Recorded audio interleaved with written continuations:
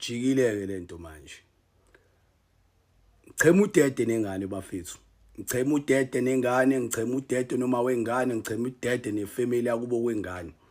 Ngisayida nabo, ngizwelana nabo kakhulu. Mina nginey'ngane zamantombazane bafethu, yabo leyo nto angifuni ukudlala ngani.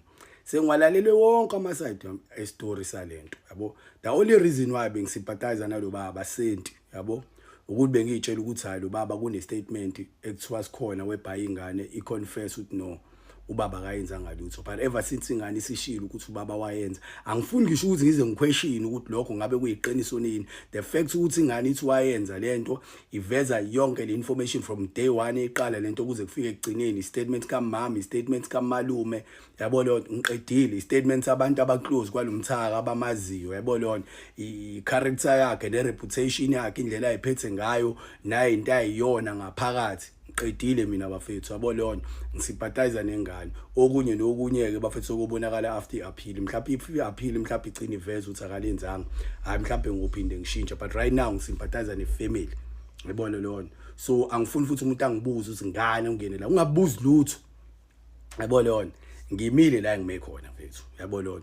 Ngizwelana nengane, ngizwelana nomndeni, ngizwelana nabo bonke bakuleya family, all these things that family had to go through, yabo leyo, ngizwelana nabo. So I can't side nalo mthaka bafethu, sekukuningi kakhulu, kuningi esengikulalela and enough okunye kuyanyanyisa, yabona leyo. So if you feel like as if mhlambe indlela engifila ngayo bengafanele ngiyivoice, or mhlambe wena ubone ngathi usingiyabheda ngokuvoice le opinion yami lengisho umbono wami, ngena la ngama comments uthuke yonke inhlamba ufisa ukuyithuka uyaziyo.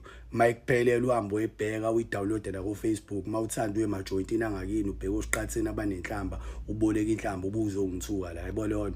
But bafethu mina ngisayida nengane, yabo leyo. Angifuni ungitshela ukuthi lo muntu besonta ubenjani, I've seen abantu abasontayo ukungcola abakwenzayo. Angifuni ungitshela ukuthi lo muntu lwana ubukeke ethembekile ngoba kuleya ndawo vele abantu abakuleya ndawo abaningi abasebenzayo uthola vele ibona lantu ababoshelwa ama rape abaseduze abawocleaners abayona yonke into sometimes, because abanawo ubugebengu, abanayo risk yok escape abanye babo, because mhlambe vele balenze belento ba i-crime yabi around ipipi kuphela ezizinto esecene nabayicabanga. So mina mfethu, yabo, ngisayida nengane, ngubaba mina, nginey'ngane ey'ndala, nginey'ngane ey'ney'ngane ey'ncane, yabo leyo njengoba ungibona.